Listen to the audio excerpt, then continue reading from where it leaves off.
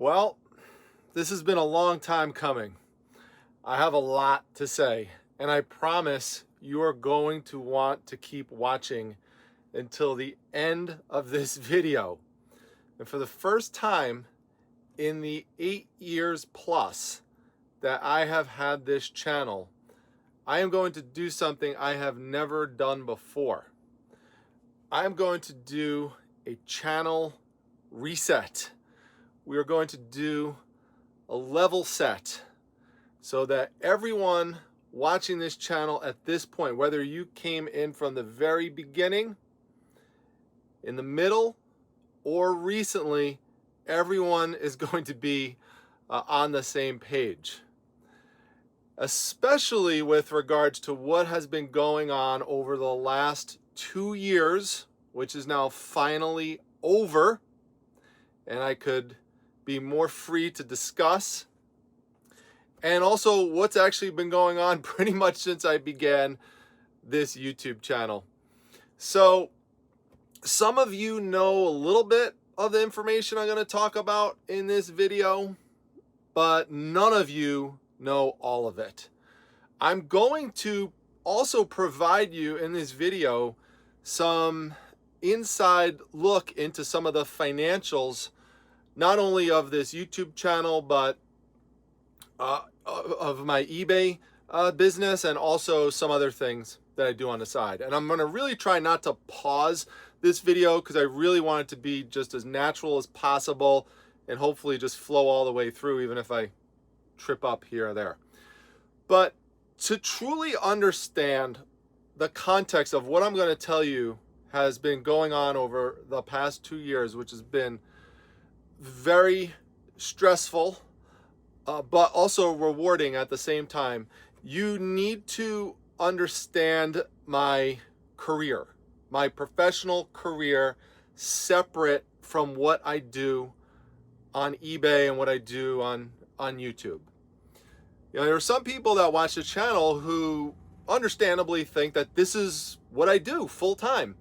But if you've watched my videos over the years, you know that I have mentioned that this is not what I do full time, and this is not the channel to come to if what you want to do is be a full-time reseller and you want me to model that for you, because that's not the life that I live, and I've always been open about that.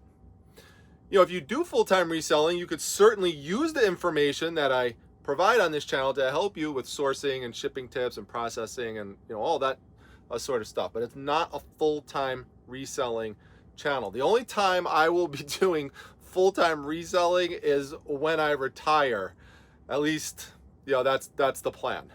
So in terms of you know, other thoughts that people have had about what I do, some people look at me and, you know, they see my size and they say, oh, he must be a construction worker. And I understand that too. In fact, Mrs. Primetime thought the same thing when she first met me. And then when we started talking and I told her what I was studying to do for a career, you know, she was surprised. And what I do for a career is I am a board certified neuropsychologist. And I say that with a little bit of trepidation even to this day. I have been open about that pretty much since the beginning of when I started this channel. I distinctly remember talking about it when I did an interview over on Wade's Ventures channel towards the very beginning of when I started the channel. So in terms of why I have a little trepidation about that, I got an email very early on from someone who watched the channel who said to me, this is almost a quote, the biggest mistake you ever made was telling your audience what you do for a living, because it instantly alienated you from your audience because they would not be able to relate to it. And I sat there and, you know, thought like, you know, that's really a shame if that's the case, because obviously that's not the intention. And, you know, you also want to be authentic. So it really kind of felt bad that I can't really talk about it too much because thinking that people are going to, maybe feel alienated over it. But even so, it never was really something that I wanted to make like a core identity of my channel. So I never, called myself like Dr. Flipper or Dr. Picker or anything like that. I also work as a clinical associate professor because I teach medical residents and students and physicians and other, people in my own profession. And so I never wanted to blend those two things together. So I never used the word professor, picker, or anything like that, for the channel either. So I did want there to be some separation, but at the same time, I wanted to be honest about what it is that I did. So while that could still be the case, I do know from talking to people over the years that I think I could maybe make people relate to what I do by talking to you about the types of patients that I serve, because a lot of people watching this channel have relatives that have the conditions of the patients that I assess and help. Some people even watching this may have some of the conditions, or you have, friends as well. So what a neuropsychologist does, and I'm happy to say this because it provides a little public education as well in this video, is a neuropsychologist is someone with expertise in understanding the relationship between how someone's brain functions and how they think and how they feel and how they behave. And so as an example of what I would do, let's say that you had a relative, let's say someone in their 70s, could be your mom, could be your grandmother, could be a spouse, who is having memory difficulties, and you're starting to get concerned about the type of memory problems that you're seeing and how often they were occurring, and it seemed to be getting worse. And so your concern might be, is this normal aging?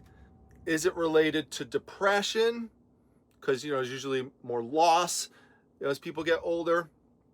Or is it related to a dementing illness such as Alzheimer's disease, or maybe some other type of condition?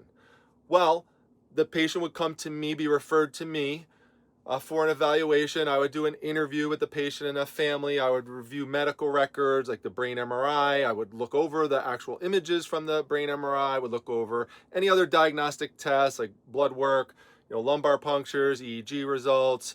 I would make behavioral observations, and I would administer a standardized battery of tests that are designed to assess the person's thinking abilities and their emotional functioning, and typically also motor functioning, and compare the person's performance to people in their own age range. These are healthy controls we're comparing the patients to, and often also comparing people to people who have a similar level of education. So we want to make fair comparisons. And by then integrating all that data together, I could come to conclusions about what's wrong. And so in some cases, unfortunately, I do have to make a diagnosis of Alzheimer's disease. But in other cases, I could tell somebody, no, actually, this is normal what you're experiencing. So that's just one example. A couple other examples would be, I see a lot of patients with epilepsy. So often what we're trying to do in those cases for people who have refractory epilepsy, so their epilepsy or seizures are not responding well to multiple medications, is we're trying to figure out what part of the brain is affected and what part of the brain is causing the seizures. Because at a certain point, a person becomes eligible for surgical candidacy.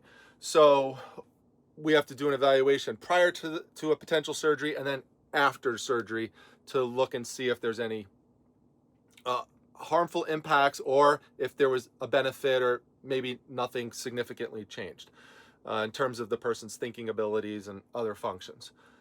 So in that sense, I correspond and go to meetings with the neurologists and the neurosurgeons and the neuroradiologists, and we all come together to try to come to a conclusion. And I evaluate children and adults. I see children down to age 6, and I have no upper age limit, so I'm considered a lifespan neuropsychologist. Most neuropsychologists see either adults or children, but I have training that I could see both. So other types of conditions that I assess, pretty much anything that could affect the brain. So people with brain tumors, strokes, multiple sclerosis, traumatic brain injury of all severity levels, infectious diseases of the brain, meningitis, for example, rare conditions, genetic disorders like Down syndrome, rare conditions that don't even actually have a formal name yet, learning disabilities, ADHD. I've had a lot of people in the reselling community tell me that they have ADHD. So, and of course there's ADHD Dave. So we even have one reseller who's named after one of the conditions. So there's a lot. There's a lot. Those are just some examples. And sometimes we know what's going on with somebody, but we're just trying to measure the impact. How has it affected the person? A person might be impaired in terms of their insight after a severe traumatic brain injury, but think they're great to go back to work. And their doctor might be like, yeah, I don't really know about that, and refer over to me for an assessment. On the flip side, we also have people who didn't really suffer too significant of an injury, and they might be exaggerating impairment in the context of a lawsuit or a workers' compensation case. And so that's another issue that comes up is in terms of detecting that and bringing that to light. And that's an area I actually specialize in. I've written 2 books on, and I've published a bunch of articles on that topic and many other topics as well. So that's the context of what I'm going to tell you once we start getting to the year 2016 and 2017. My YouTube channel started in 2017. So I had, at that point, already been pretty established in my career, in which I started working full-time at the hospital that I'm at in 2005. Prior to that, I had done a 2-year fellowship, then a 1-year internship, and then prior to that was graduate school. And all along those, that course of, training, there's clinical work that you're doing along the way, and you just start working your way up the ladder. So, but by the time that I had gone to 2016, 2017, I had already, published that first book. I had started a neuropsychology program where I work. I had, begun staffing it, published, like I mentioned, a bunch of, articles in peer-reviewed journals. And I had done volunteer service. This is really important. And this is going to seem like a foreign concept to some people who are very business oriented and very profit oriented. And don't get me wrong, I have no problem with that whatsoever. I'm all for it.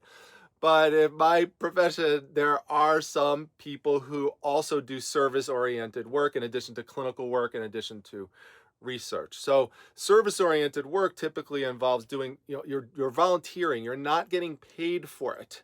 And you're typically working for behalf of an organization that helps the profession and also helps the patients that we serve by doing advocacy work, for example. It's just one example. So I had been president of the Central New York Psychological Association for a year and president of the New York State Association of Neuropsychology for 3.5 years. So I had done stuff on local level and the state level. I hadn't done too much on the national level.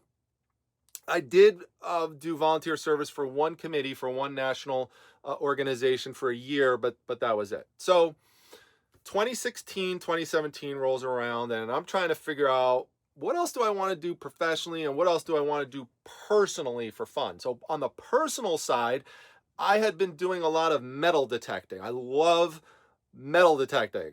I love discovery. I love finding things. I love treasure hunting, hence the name, Primetime Treasure Hunter. I had no YouTube channel at the time, but I was watching this guy named Bo. He had this channel called Aquachigger on YouTube, and he's still there, and I love the channel. So you should definitely go check it out if you like metal detecting.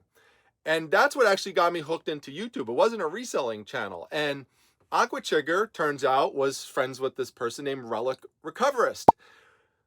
As it would so happen, Relic Recoverist later on down the road becomes Crazy Lamp Lady, who I am now friends with. So it is a small world. It is crazy. In fact, recently, I think over summertime, Aquachigger and Crazy Lamp Lady started doing some video footage again on their respective channels. So you should go check out their channels for that as well. So that's what I was watching. And then as I started watching those channels, on my feed at the time, there were some eBay treasure hunting type videos coming up. So Craigslist Hunter came up, which later on served to be part of the basis of my name, Primetime Treasure Hunter. I put the Hunter there as a homage to Craigslist Hunter because I love that guy and still love him to this day. And if you're not watching him, you absolutely should. But I started watching I watched the first generation resellers at the time. I'm not gonna be able to name all of them, but some of them I was watching at the time with, Rockstar Flipper and Raking Profits and Bonafide Hustler, College Picker, Rally Roots. I think Lindy Glenn was even doing some videos right around then. Now, I had no experience whatsoever doing YouTube, and I also had this professional life of mine. And I said, but you know what? I want a new challenge. I don't want my whole life to be measured by what I do for my main profession. I want to do other things. I've always been interested in business. I've always been interested in treasure hunting. I've always been interested in comic books. And I technically started reselling comic books when I was a teenager at the Englishtown auction in New Jersey. And then actually when eBay started out, or soon after it did, when I was in graduate school, and part of it was 98, 99, 2000, that's right around the time that I started with eBay. And I was actually using it to get some extra money so I could support myself through a graduate school and have some extra spending money. And that was in Fort Lauderdale, Florida, and I was going to the swap shop down in the Fort Lauderdale area. So my experience with eBay went back pretty deep. Now, I wasn't sticking with it continuously through there, but here and there I would put stuff on eBay. And I was starting to get more into that as well around that time. So I said, you know what? Maybe I could do this. Maybe I could start a YouTube channel. And I had experience with just doing things, just starting a new challenge, and even if it was something I had no experience with, just because I wanted to try it, I liked the challenge. A good example is my medical website. I have a medical website called medfriendly.com, and I have a blog associated with it. And I had no experience at all doing any type of computer coding, nothing. I learned HTML from scratch. I went to Barnes & Noble. I picked up an HTML book. I still have it. And that's how I learned it. And I coded the website by myself and taught myself how to do it. And it still exists to this day. And so, that's just an example. So one of my friends in my profession, he calls me the Onion because he knows all these different layers that I have, all these different interests that I like to do and get involved in. And some more of that will come apparent in this video. So I said, okay, take on that challenge, and I'll start a YouTube channel. And at first, if you watch my original early videos, I never even showed my face. My first video was made right across in another room where I literally took my camera, I plopped a laptop on my lap, and I took a video with my phone of a Craigslist ad of spray cans. And I was teaching people how spray cans actually have value, vintage spray cans, so you should be on the lookout for them. And that video is still up. You should check it out. You probably get a kick out of it if you compare to, what the videos are like now on the channel. But it was fun. I wanted to learn social media. I started a Facebook group, the Facebook Reselling Resource Center, which stayed strong for a really long time, but then I eventually had to pass it on to people like Bill Hunt and Tanya and Lori and Nanette, and there's other people too, Chris from Fossil Forward Finds. There's a bunch of people who helped take that on because over the last 2 years, which I'm going to get into, I was not able to sustain it. Now I have my own Facebook page, by the way. It's just mine. It's called Primetime Treasure Hunter. So definitely go check it out if you haven't seen it yet. And Daisy has her own page as well, which you also should see. But that's an aside. That's an aside. I'll put the links in the comments as well, so you can go check it out if you want to come over and follow. But I had been doing these things with social media, and then I thought that was really going to be where I mostly shifted my focus to. But then right around late 2016, there was this call for nominations to run for a board of directors position for a national organization related to my profession. And technically it's international because it also covers Canada.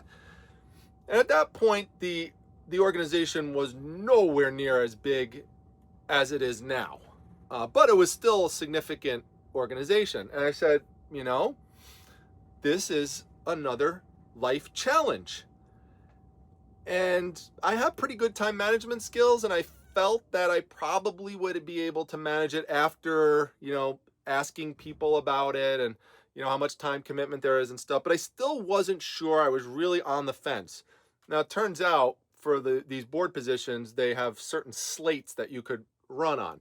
And one of the slates, ironically, was social media, because they needed someone to build up the social media part of the organization. And so I said, well, that's fitting, you know, because I've run this Facebook group and I've been doing, you know, other things related to social media. So I said, okay, you know, that makes it even more appealing, but I still wasn't sure. And then one event happened that sealed the deal.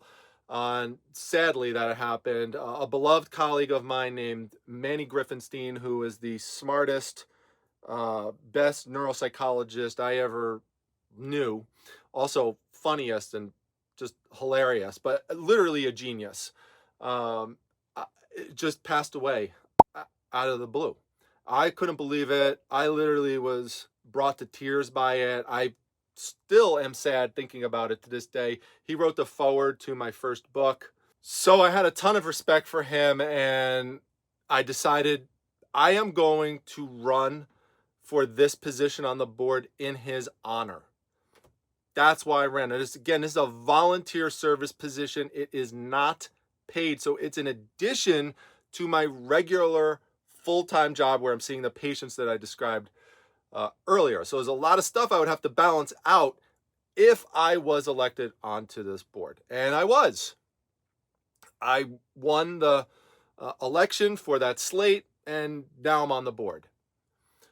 But it was manageable. There was certainly an increase of work that I had to do, but I found myself able to manage it, you know, and I eventually chaired a committee on there related to social media. And pretty early on, the opportunity came for me to run for an executive leadership position, which was secretary. And what the secretary does is the secretary records any motions that are made by the president, records the votes that come in from the board members, and records all meetings that take place. When I say record, I don't mean audio record. I mean you're typing up basically not literally a transcript, but you're explaining what happened in the meeting, so that if you then need to go back and look at it later on, you know, you could figure out what happened.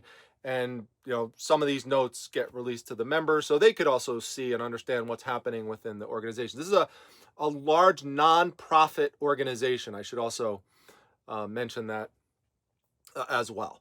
So I ran for that position initially, and I lost. This was within like around the first or second year that I was on the board. So I lost that, and the board term is 5 years. So I figured at the end of the 5 years I would rotate off and I would be done, and I would be able to go into focusing some more on the eBay business and the YouTube side of things. Well, just so happens that at that right around that 5th-year mark, the secretary position came open again, and I said, I lost the first time around. Should I try for it again? You know, and then you're thinking, well, what if I lose twice? You know, but I just said to myself, this is ultimately, and this is a guiding principle I hope helps some people who are watching this when you have to make a difficult decision sometimes. Ultimately, what I said to myself was, if I don't run for this position, I know down the road I'm going to look back and I'm going to regret it. And I'm going to say, what if I tried? I did not ever want to say that. So that's what made me decide to run again for that position. I did. And both times I ran against somebody, and this second time that I won, I won. So I don't think I won by too much, but I won, but I still won. So what happens is that if you win one of these executive leadership positions towards the end of your normal board term. It extends your board term for 2 years. So now I knew I was committed for another 2 years. So, okay, now the thing is, when you're the secretary of an organization like this, which is continuing to grow and expand over these 5 years and now going on to 7 years, when you're the secretary, you know everything that's going on because you're part of executive leadership and you're involved in those meetings and you're involved in all the board meetings and you're transcribing everything. You know all the votes, you know everything. So it came time. They already had a president in play, what they call a president-elect, which is another 2-year term before you become president. So president is 2 years, president-elect is 2 years also. So they had someone in place for 2024 and 2026. So I thought I was going to rotate off 2024. Well, just so happens in the spring of 2023, a lot of significant issues started to emerge regarding my profession, and some of them were pretty controversial, and it became evident there was going to be a pretty prolonged process involving these issues, and it was going to require a lot of time and a lot of significant decisions were going to need to be made during that time, which some people would be happy with and some people wouldn't. No matter, it was one of those things, whatever you do, someone's going to not be happy. Like one of those things, and you're going to, if you're the leader, you're going to take the brunt of it. So they asked me if I would be willing to be president-elect during that time and serve as president from 2026 to 2028. And I, again, thought long and hard about that. But at that time, I figured, you know what? By the time 2026 comes around, all these controversies will all be over and it'll probably be smoother sailing. And I'll have plenty of time to figure out how to make this all work. So I agreed to do it. But while I was president-elect, right around the fall of 2023, remember, I'm supposed to be president-elect 2024 to 2026 and not take over until 2026. But in the fall of 2023, the person who was supposed to become the president in February of 2024 was unable to do so. And I was then asked if I was willing to step in. And this was a very significant decision to make. So again, I thought long and hard about whether or not this was something that I would be willing to do. But it was one of those things where I felt like this was happening for a reason. And I was put in this position at this specific time to be able to make, this decision on and serve on behalf of the organization. And so I knew it was going to be tough. And I knew when I made the decision, the impact that this was going to have on everything else that I had been doing. It was going to impact my regular work. It was going to impact what I do on YouTube, what I do on eBay. I knew there was a significant chance that it would destroy my YouTube channel because there would just be no way I'd be able to keep up with the content. To help you understand, it is essentially like having 2 full-time jobs at once, with one that is paid, my regular job, and then this service job, being president of a multi-million-dollar organization with thousands of members, with so much complexity to it, and then all these controversial issues and significant decisions that needed to be made on top of it. That's another full-time job, and it's not paid. All right, I'll do it. I also knew it was going to probably impact my eBay business as well, but I said, okay. Ultimately, what I said to myself is that opportunity is never going to come up again to do this. But eBay and YouTube will always be around. The question was whether or not I could survive with YouTube in particular. I knew I probably would have some time to get some listings done here and there, but the YouTube thing was the biggest challenge. So initially, I was able to keep some of my regular YouTube content going, particularly the estate sale content, but over time it just became impossible because um, I would be everything comes through you when you are the president ultimately. And so I would get emails early in the morning from as early as 5:30, and then I'm on the East Coast, so getting emails from people on the West Coast until midnight sometimes, because for them it's 9 o'clock. And weekends were often tied up too. Holidays, it was just very, very, very intense. Um, Again, I was able to keep up and do a little bit of estate sale content, like over the summer months and stuff like that. But by the summer of 2024, that was it. Part of the other problem was I realized I could not be anywhere for an extended period of time where I could not respond. My priority and my responsibility, my main responsibility, had to be to the organization. It couldn't be to anything else, and that's just how it had to be. And I couldn't really share much of that either at the time. So um, it was complicated and it was very tough. It was very stressful, but also very rewarding because I did accomplish a lot in that role. And so I don't regret doing it. I just was concerned about, oh my gosh, could I keep what I had built up all these years over here? And so I had actually not gone to an estate sale since the summer of 2024. And people kept asking me, when are you going to an estate sale again? When are you going to do another estate sale video? And I had not realized, because, well, let me finish that sentence. I had not realized how much my channel's identity was being linked to estate sale content. Because the way I looked at it, I had done tons of content. I mean, gosh, I had done, remember, primetime news, I had done interview live shows, I had done live selling shows, I had garage sale videos, comic convention videos, educational videos, shipping videos, flea market videos, I got private pick videos. I had done it all in terms of YouTube content. I have over 1,000 videos, but the estate sale content videos were the most popular. And to this day, even though I had not done an estate sale video for a year and a half, I just recently heard someone say, oh yeah, go watch Primetime Treasure Hunter. He does lots of estate sale content. I'm like, no, I have not done any in a long time. So that wound up getting sacrificed. And I actually got to the point that I actually had to make a video saying why I'm not going to estate sales anymore. And I kind of hinted around this issue. I mean, I talked a little bit about, but nowhere near to the depth that I'm talking about it now. And it wasn't the only reason that I stopped going. As if you watch that video, there are other reasons why I stopped going at that time. But this was definitely a big contributing factor to what was going on in my life. So the other thing I realized was that live selling, there's no way I was gonna be able to do that. And live shows, period. So I cut myself out completely from any guest appearances on any shows.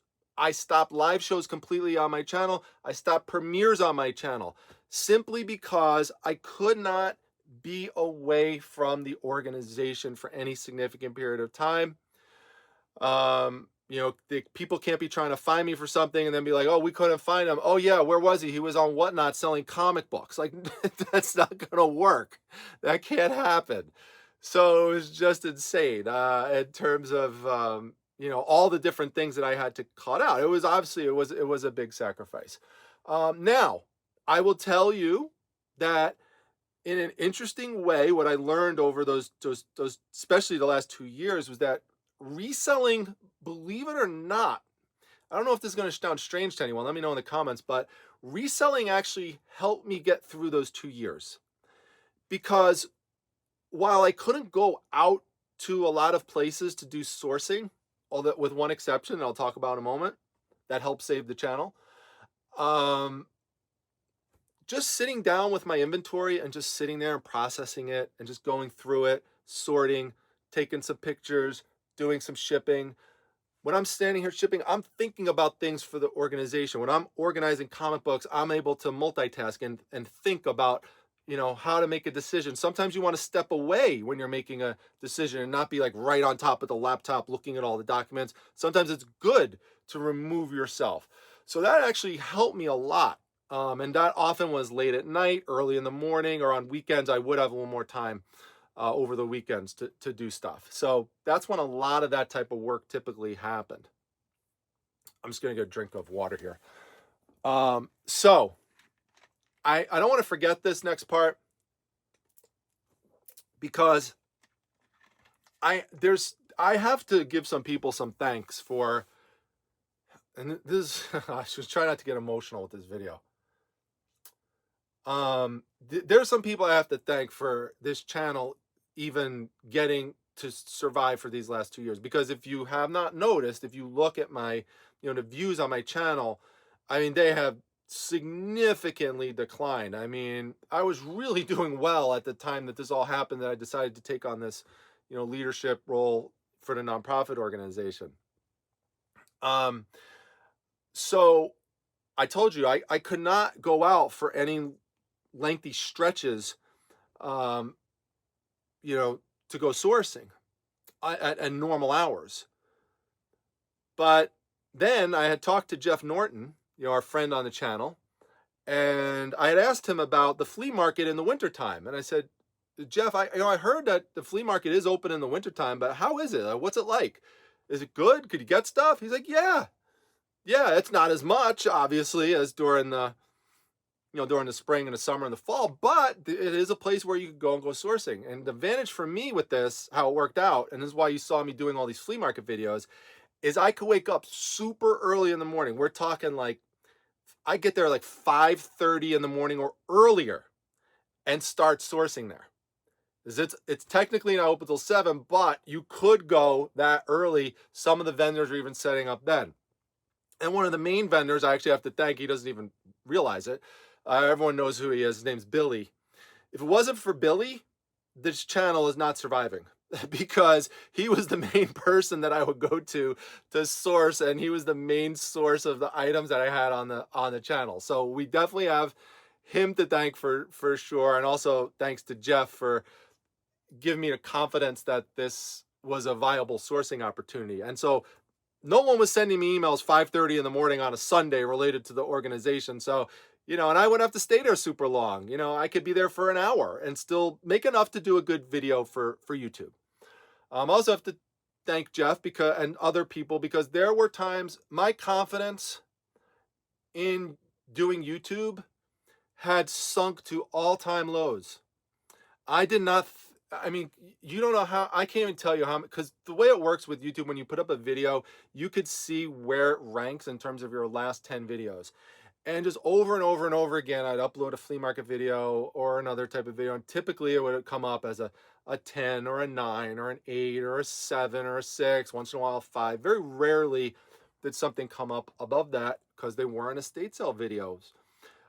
So there were times where I was really down, and I would, I mentioned to Jeff once, I'm like, yeah, Jeff, I think I'm going to have to shut the channel down. I just don't think I could keep it going for this 2-year gap. And he's like, no, people watch the channel and they come up to my booth and they tell me they saw me on the channel, and, they come over for that. It has an impact. People miss Daisy, he's saying encouraging things, and that was helpful. So I appreciate Jeff for that. Also, I can't tell you how many times Mrs. Primetime helped to save the channel, to tell me, wait a couple of days before you make any big decisions. Let it sit in for a little bit. My kids, even though they're embarrassed that their dad's the primetime treasure hunter, they want so bad for me to hit that 100,000 subscriber mark.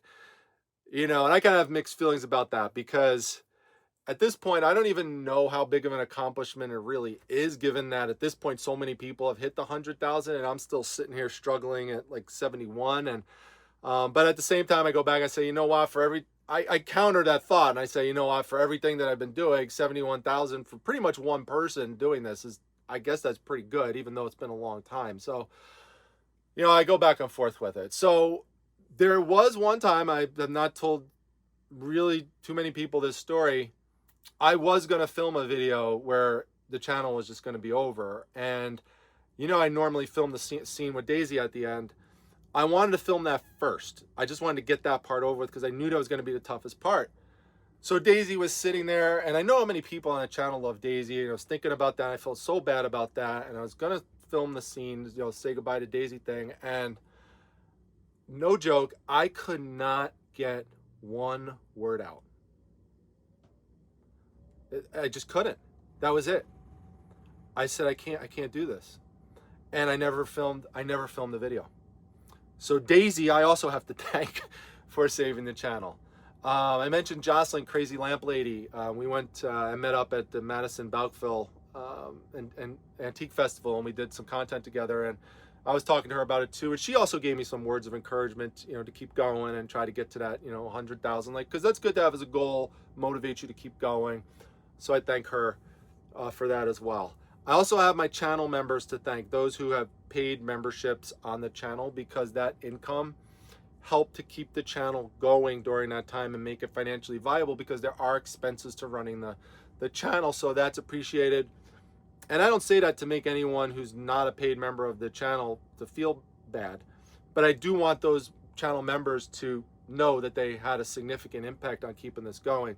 But also, even the people that didn't, that don't have a channel membership, those who left positive comments, encouraging comments, just that they liked the video, just hitting the like button, commenting, sharing the video, whatever you did, and you know who you are. I can't name everybody. Thank you so much, because those times when I look at a comment like that, that kind of thing would keep me going. So I appreciate it. So, financials. How much this did affect things? Well, before I get into that for a second, I just want to mention something, because when we get to the topic of estate sale videos, boy, oh boy, do people who watch this channel love estate sale videos. If you look, and this is the other frustrating thing, I talked about having some frustrations as a content creator over the last couple of years. Don't get me wrong, I know what happened. It's that flea markets, even though the items are really cool, they're not as exciting visually. People love to go through a house. They love the voyeurism of that. It's more fun. I totally understand that. And if you weren't watching the flea market videos because of that reason, I'm not mad. I get it. I explained that in my video on why I stopped making estate sale content. But think about this, because this is also something I have to thank, is if you look at my top videos, sort them by most popular to lowest, the most popular ones are almost all estate sale content. None of them are flea market content. And in terms of views, top viewed video, 606,000 views 2 years ago.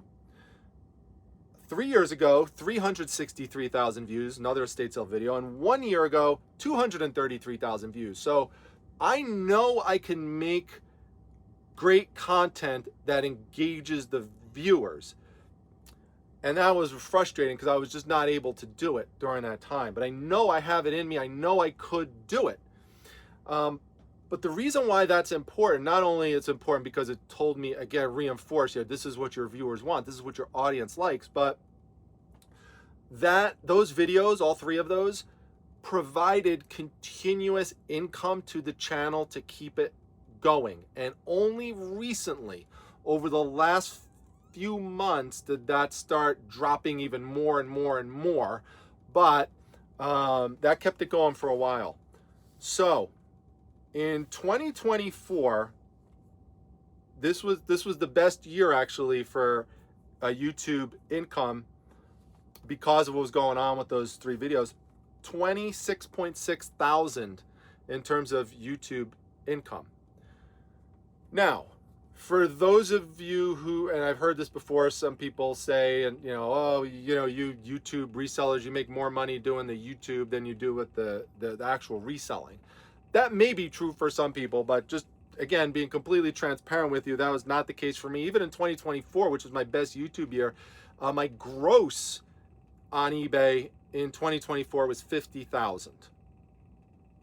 So almost double of what I was doing on YouTube. Now, in terms of 2025, so this past year where I was most significantly affected, YouTube revenue dropped from 26.6 thousand to 11,000. So about a 15 $11,000 drop. That's a big drop. Now, I don't expect people to feel bad for me at all, because after all, it is 11,000 and that's good money.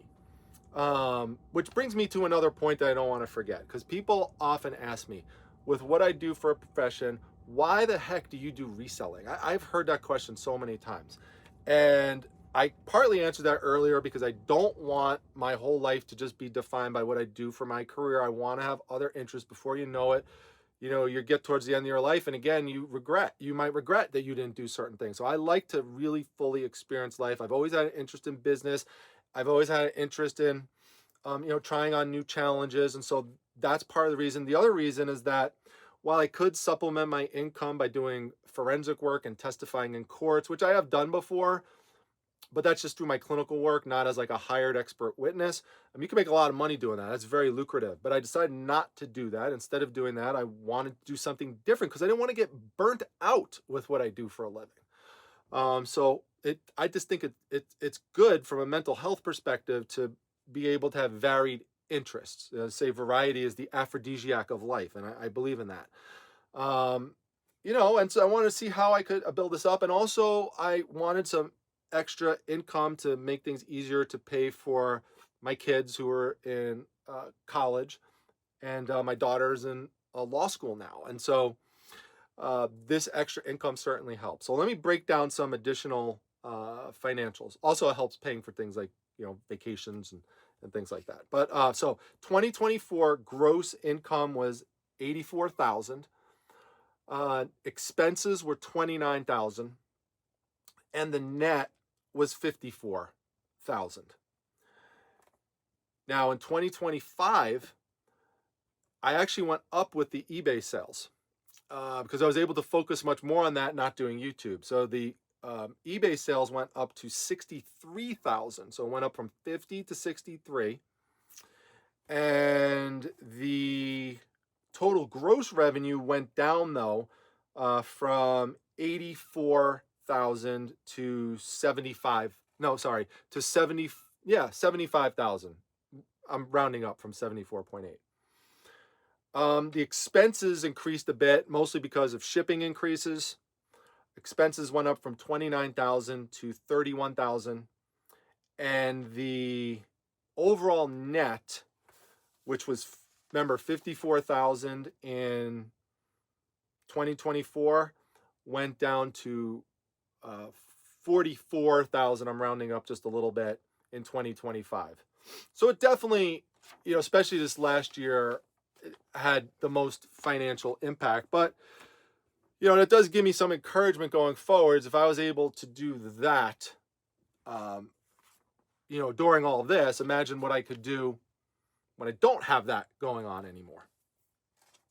Now, I also, again, just to be transparent, I mentioned I do have many other interests, and so all of the income I'm talking to you about is not all related to eBay and reselling. So remember I mentioned that I had a medical website called MedFriendly. Well, I get, there's a blog associated with it. People pay me to put on advertisement places related to healthcare on that. And so that combined with regular like Google AdSense for my medical website, that brought in a total of $4,000. So that's incorporated into all of these numbers as well. One of the things I crack up on, but I have to tell you about, is Amazon affiliate links, which I have below my YouTube videos, where you get like shipping supplies, and if you get anything, I get like a little commission out of it. Some guy came on my channel recently and just like bashing all resellers and saying, all you guys want to do is make these videos so that you could, make money through your affiliate links. The total amount of money I made on Amazon affiliate links, which I rarely ever mention, by the way, in 2025 was a whopping $92. So that was not anything huge or, significant. I have an Etsy business, a digital art business, where I mostly focus on making digital art. It's a replenishable business and for a non-physical product, which is something I'm definitely interested in developing more. And I'm going to be growing that throughout the rest of this year. That brought in $66 last year. So that's part of the income too. I made a little bit residuals on my my book sales $49, not much for one of the books at this point, because that was published in like 2012 or something. The other one was published in 2018, but I made a cash advance on that, and they're still recouping royalties for that book. So you don't write academic books, by the way, to try to get rich. The publishers take between 90 and 95% of the revenue for it. So that's why I'm not writing any more books. So that's the end of that. There's, expenses, there's lots of different expenses. So I'll give you one example. So for the YouTube channel, I pay for Adobe Premiere Pro, and that costs approximately $300 for the year. To be able to do that. And so, there's other things as well. Obviously, there's shipping costs. Shipping costs were pretty big, $8,800 in shipping costs. Supplies were $2,500. In terms of inventory cost was $6,700 and change in 2025. So those are probably the biggest numbers you'd probably be interested in and would want to know. Oh, eBay selling fees were up there too, and $9,500 in eBay selling fees. So, it gets up there. It's expensive, but still it was profitable. So that's good. But I am encouraged that that was my best year ever on eBay, right there, best year ever. So hopefully that gives other people watching this some encouragement. So all this that I'm telling you is what has been going on during the last couple of years. I can't emphasize enough how busy and stressful the last 2 years have been. But again, it's not all bad. There's a roller coaster. And so ultimately, I'm very glad and proud that I did it. And, I wouldn't change the decision, but it was... I got to when does it end? It ended on February 4th, and I'm filming this now on February 6th. Okay, so it is now over, and that's why I can now film this video. The final day was February 4th in Philadelphia, and I figured that I would record it for memories. I'm obviously not recording anything confidential from the organization, but my trip over there, my hotel room right before I went to that final board meeting, and then some sightseeing that I went to. You'll be interested in some of the things I saw. And then a decision on what I'm going to do with estate sale videos going forwards. So you'll see that at the end. But I think it's fair to say we are now going to move into a new phase of the Primetime Treasure Hunter YouTube channel. So let me know down below what your thoughts are about, what I've talked to you about here over the last 2 years in particular, and also pretty much over the almost entire length that I've had this channel. This has been going on in some form. So appreciate all of you watching who've hung in here, and I hope the best is yet to come.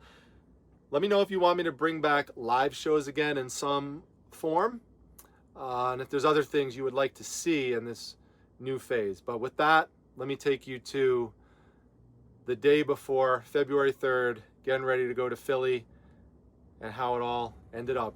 I promise you'll want to stay till the end. All right, tomorrow's the big day, the final board meeting for me in Philadelphia. So I've got the Primetime Treasure Mobile packed, and Philadelphia, here I come.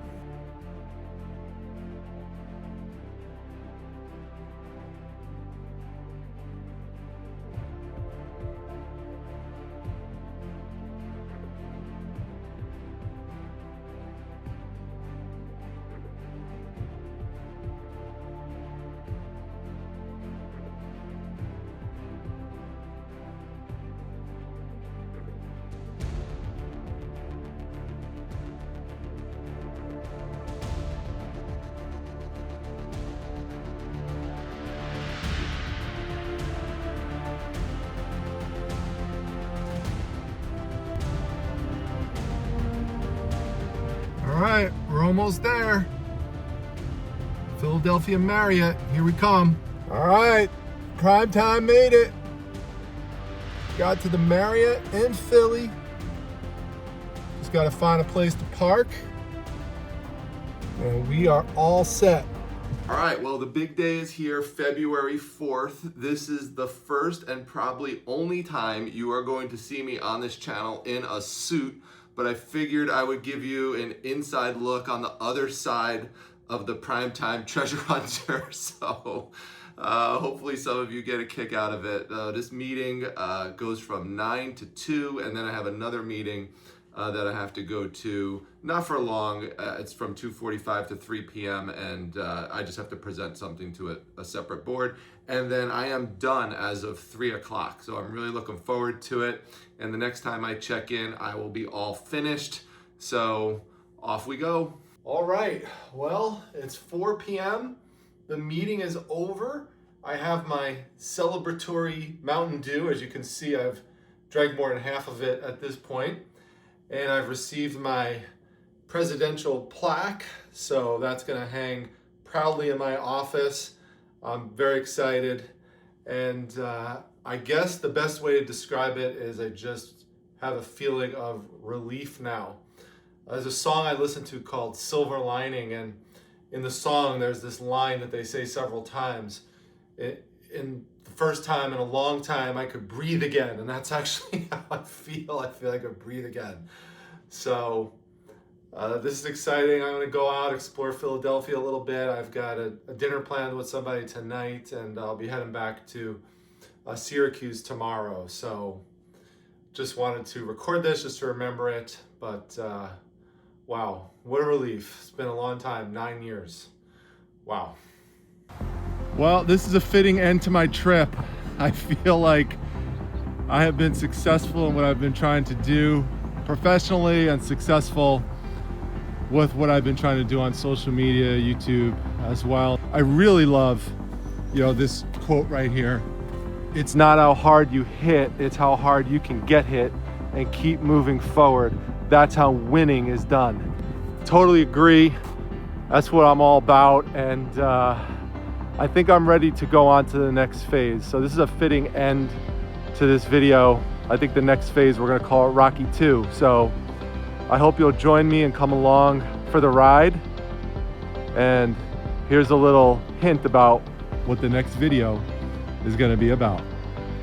All right, the snowplow trucks are out. It is a winter wonderland, and we are headed to our first estate sale since the summer of 2024. This is it. Look at this house. Oh, that is a cool looking house. I love that doorway. That is so cool. I can't wait to go in and explore this place. All right, I'm first in line. My comeback. Yeah, it's your comeback, kid. Here we go.